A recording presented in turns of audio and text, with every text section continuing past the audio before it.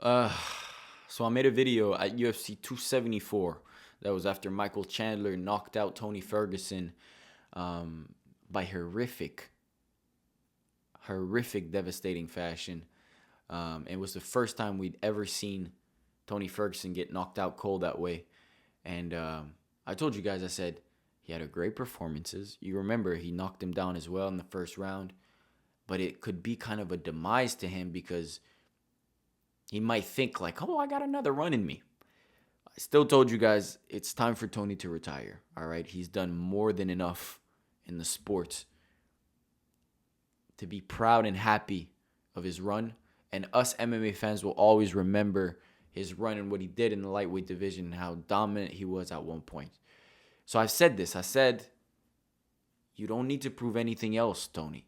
And this sentence still holds up to this day. UFC 291 now, almost 2 years later, a year and a half later. The sentence still holds together. Now Tony has two more losses to his records.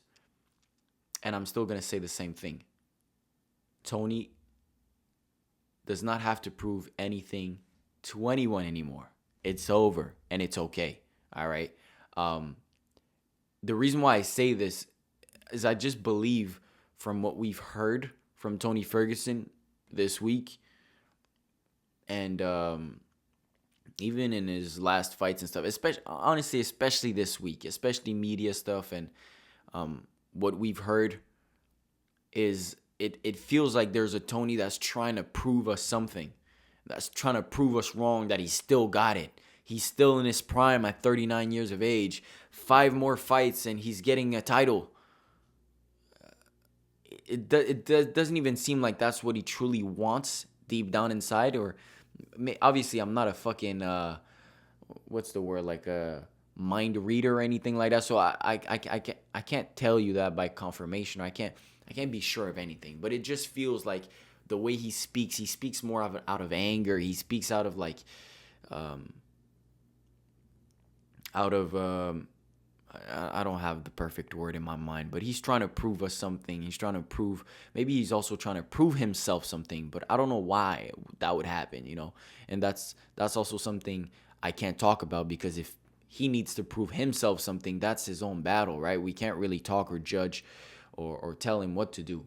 That's not what we're here to do. But if there's a part of him that wants to prove us, the fans and the people around the MMA community something, then it's our job as well and duty to remind him that what he did was fine, what he did was great, and he doesn't have anything else to do and to prove in his career.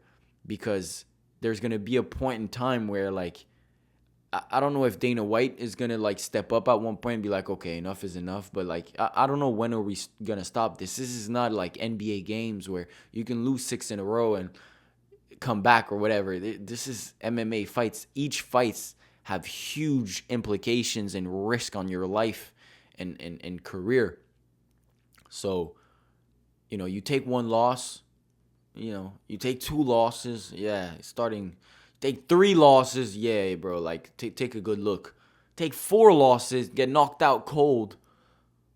Okay, like what are we still doing now? Take 5 losses, take 6 losses in a row by a Bobby Green that, you know, once in a while in your prime you would have manhandled. By that point, like, what's the point? Do we want to just be mops for the future guys to come in at that point? Because I don't know. You know, like I said, I respect the UFC for booking that fight against a veteran like Bobby Green and not like against a Shavkat Rakhmonov or some shit. But it's also, like I said, it's a tough pill to swallow, because I don't know if Tony's going to stop. He feels like the type of guy that's just never going to stop, and there has to be someone in his corner that tell him, because if not, you might just see this for another few years, and I cannot handle it. All right, we don't want to see this anymore. It has to stop. And yeah, congratulations to Bobby Green, because yes, this was a great performances, and I'm going to be honest, Tony didn't look like horrible. It didn't look like super bad. He's just old and doesn't have the skill set to keep up with the new generation at all. And yeah, it still was a great fight overall.